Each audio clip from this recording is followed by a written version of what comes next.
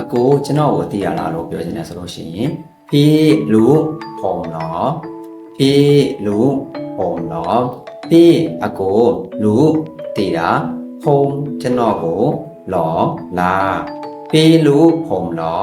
အကိုကျွန်တော်ကိုသိရလားအကိုကျွန်တော်ကိုပြောတာလားလို့ပြောချင်တဲ့အခါကျရင်พี่พูดผมเหรอพี่พูดผมเหรอพี่အကိုพูดပြောတာผมကျွန်တော်ကိုหรอလားพี่พูดผมเหรอအကိုကျွန်တော်ကိုပြောတာလားအကိုကျွန်တော်ကိုမေးတာလားလို့ပြောချင်တဲ့ခါကြလို့ရှိရင်พี่ถามผมเหรอ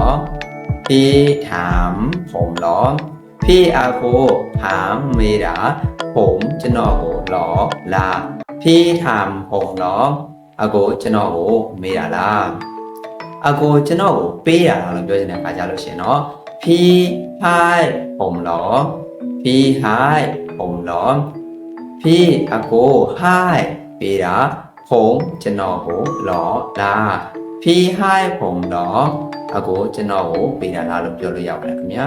အရောက်ကမှလွယ်ပါတယ်အားလုံးပဲအသုံးဝင်လည်းကိုစီမီကြလိမ့်မယ်လို့ပြောနေပါတယ်ခင်ဗျာနောက်ဗီဒီယိုများမှာပြန်တွေ့ကြမယ်နော်